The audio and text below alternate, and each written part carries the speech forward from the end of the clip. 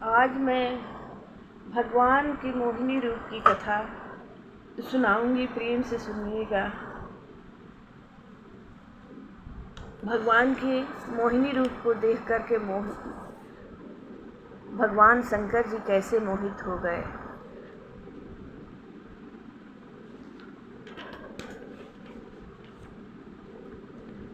यह कथा एकादशी के दिन जरूर सुनना चाहिए, क्योंकि वैशाख महीने में एकादशी जो पड़ती है वह मोहिनी एकादशी कहलाती हैं।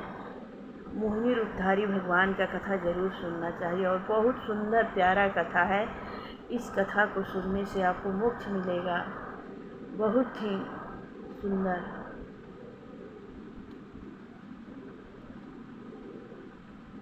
देखी मोहिनी रूप प्रभु मोहे मन मथनाथ, आगे दौड़े मोहिनी पीछे गौरी नाथ। प्रेम से बोलिए गौरी नाथ की जय हो। जय जय देव में देव महादेव जी की जय। सदा भवानी दाहिने सन्मुख खड़े गणेश, पांच देव मिली रक्षा करहीं ब्रह्मा विष्णु महेश। प्रेम से बोलिए सर्वदेव सर्वदेवी सर्ववेद ग्रंथ की जय हो। जय जय मोहिनी एकादशी व्रत की जय हो। जय जय मोहिनी रूपधारी प्रभु की जय हो। भगवान नारायण की जय हो। भक्ति माता की जय। ज्ञान वैराग्य भगवान की जय हो। जय जय लक्ष्मी नारायण प्रभु की जय हो। श्री सुखदेव जी बोले, राजा परीक्षित, भगवान शंकर जी को जब यह पता चला कि भगवान ने मोहिनी रूप धारण करके असुरों को छला है, तब वे पार्वती जी के साथ नंदी पर सवार होकर भगवान के बैकुंठ धाम को गए। श्री शंकर जी ने कहा, आराध्य देव, आप जगत के स्वामी, विश्वव्यापी तथा जगत गुरु हैं। इस जगत के आदि मध्य अंत भी आप ही हैं। आप ही ईश्वर तथा आत्मा हैं। आप चिन्मात्र ब्रह्मा हैं। आप जगत से परे तथा द्वैत अद्वैत सब कुछ आप ही हैं। ये प्रभु, मैं ब्रह्म तथा मरीच आदि महर्षि भी आपके रहस्य को नहीं जानते, तो फिर रजोगुणी तथा तमोगुणी असुर तथा मनुष्य तो आपको जान ही कैसे सकते हैं। हम आपके उस विश्व मोहिनी रूप को देखने आए हैं जिससे सभी मोहित हो गए थे। जब भगवान शंकर ने इस प्रकार प्रार्थना की, तब विष्णु भगवान हंसकर बोले, हे शंकर जी, उस समय धन्वंतरी के हाथ से दैत्यों ने अमृत का कलश छीन लिया था। उस समय मैंने देवताओं को अमृत पिलाने तथा दैत्यों का मन हरने के लिए वह विश्व मोहिनी रूप धारण किया था। हे देव शिरोमणि, मैं आपको वह रूप दिखा तो सकता हूँ, किंतु वह रूप आपके देखने योग्य नहीं है। उस रूप के देखने से काम उत्तेजित हो उठता है। भगवान शंकर ने कहा, हे भगवान, कामदेव को तो मैंने पहले ही जला दिया है, अब वह मुझ पर अपना प्रभाव नहीं डाल सकता। आप मुझे अपना विश्व मोहिनी रूप दिखाइए। श्री सुखदेव जी बोले, राजा परीक्षित, शंकर जी के ऐसे वचन सुनकर भगवान उसी क्षण अंतर्ध्यान हो गए। कुछ समय बाद वहाँ पर अति मनोहर उपवन की सृष्टि हुई और उनमें एक अति सुंदरी गेंद उछालती हुई दृष्टि आई। उसके अंग प्रत्यंग अद्भुत थे तथा सुंदरता में लौकिक थे। उसकी कमर में करधनी और एक अति मनोहर पीली साड़ी पहने हुए थी। जब वह गेंद उछालने के लिए दौड़ती थी तो उसके स्तन उछलते हुए अति मनोहर प्रतीत होते थे। उन पर हार की लड़ियाँ भी हिलने लगती थी। उसके स्तनों के भार से उसकी पतली कमर अति मनोहर लगती थी। वह इधर उधर दौड़ने और लचकने आदि से ऐसी प्रतीत होती थी मानो दौलड़ हो जाएगी। वह अपनी ठुमुक ठुमुक चाल से गेंद को इधर उधर उछालती फिरती थी।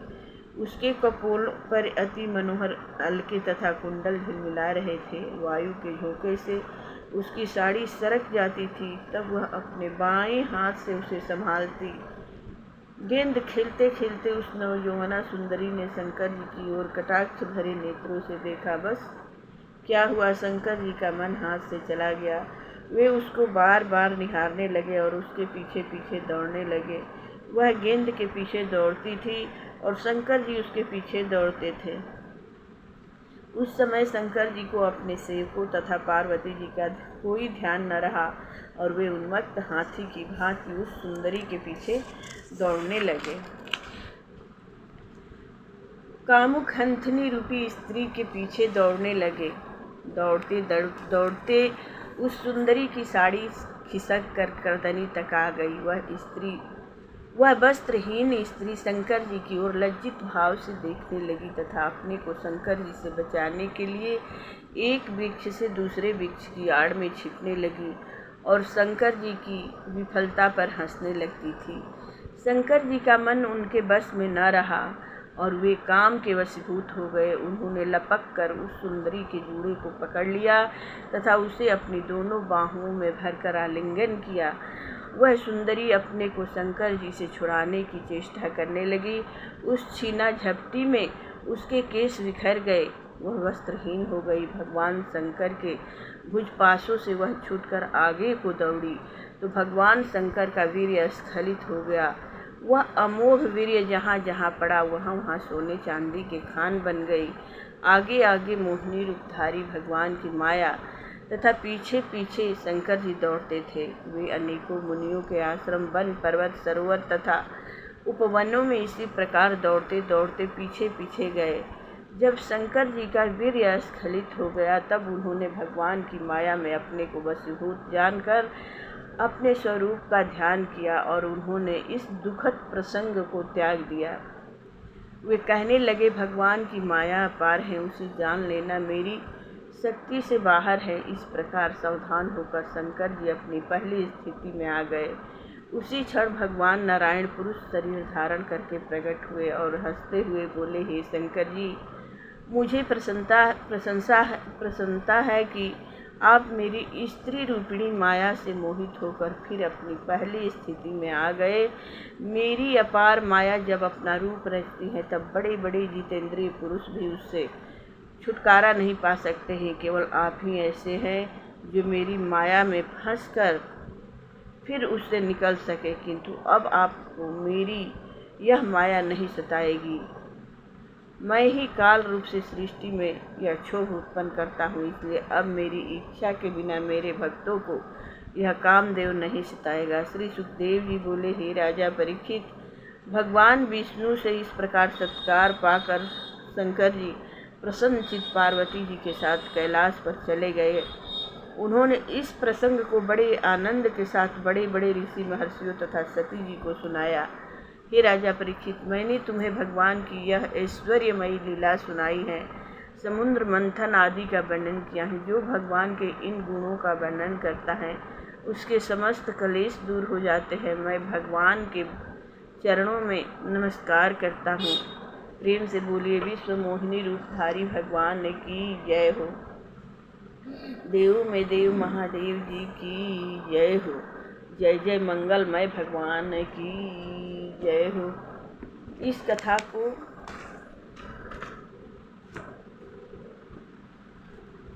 एकादशी के दिन, द्वादशी के दिन जरूर सुनना चाहिए।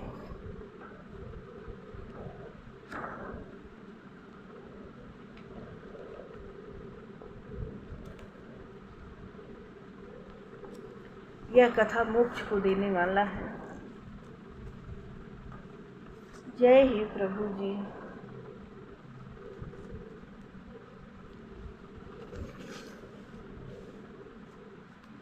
श्री भागवत भगवान की है आरती, पापियों को पाप से है तारती। श्री भागवत भगवान की है आरती, पापियों को पाप से है तारती।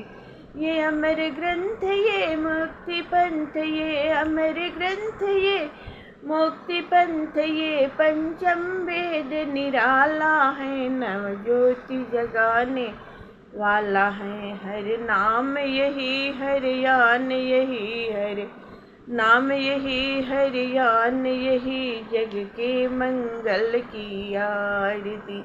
जग के मंगल की आरती, पापियों को पाप से है तारती। ये शांत गीत पावन पुनीत, पापों को मिटाने वाला है, हरि दर्श कराने वाला है। ये सुख करनी ये दुख हरनी, ये सुख करनी ये दुख हरनी, श्री मधुसूदन की आरती, श्री मधुसूदन की आरती। पापियों को पाप से है तारती। ये मधुर बोल मम पंथ खोल, सन्मार्ग बताने वाला है, बिगड़ी को बनाने वाला है। श्री राम यही घनश्याम यही प्रभु राम, यही घनश्याम यही हरि की महिमा की आरती, हरि की महिमा की आरती। पापियों को पाप से है तारती, श्री भागवत भगवान की है आरती। पापियों को पाप से है तारती। प्रेम से बोलिए भागवत भगवान की जय हो। जय जय प्रभु मंगलमय भगवान की जय हो। जय जय मोहिनी रूपधारी प्रभु की जय हो।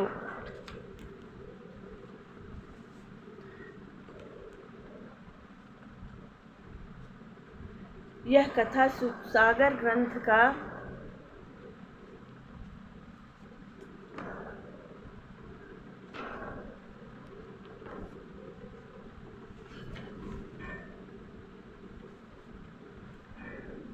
यह कथा सुखसागर ग्रंथ का अष्टम स्कंध का 12वां अध्याय का है। भगवान के मोहिनी रूप को देखकर महादेव जी का मोहित होना। देखी मोहिनी रूप प्रभु मोहे मनमतनाथ, आगे दौड़ी मोहिनी पीछे गौरीनाथ। बहुत ही सुंदर और प्यारा कथा है। इस कथा को वैशाख महीना में रोज़ सुनना चाहिए। वैसे तो भागवत कथा रोज़ एक पाठ, आधा पाठ, पूरा पाठ रोज़ पढ़ना चाहिए। एक घंटा, आधा घंटा, 5 मिनट, 10 मिनट रोज़ पढ़ना चाहिए। इससे कुछ ज्ञान होता है। आप कहीं भी जाइए, लेकिन ज्ञान थोड़े ना आपको मिलेगा, ज्ञान नहीं मिलेगा जब तक आप कथा नहीं पढ़ेंगे। तब तक आपको ज्ञान कहाँ से मिलेगा? नहीं मिलेगा। सत्संग जाइए, कथा सुनिए।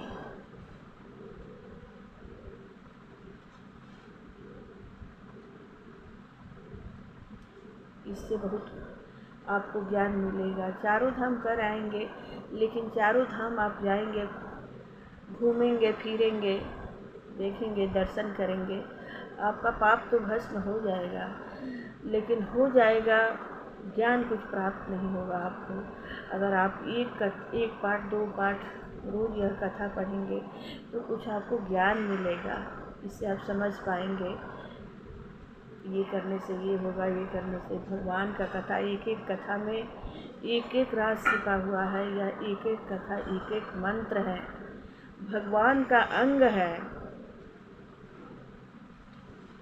यह भागवत ग्रंथ है। इस भागवत को पढ़ें या ना पढ़ें, इस भागवत का रोज़ अगर आप दर्शन करें तो जान लीजिए कि चारों धाम का तीर्थ आप रोज़ कर रहे हैं। जय ही प्रभु जी।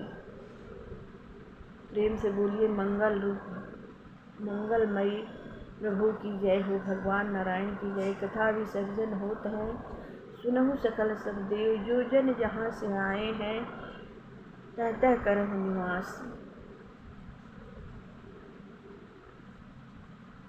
जय ही प्रभु जी, जय ही नारायण।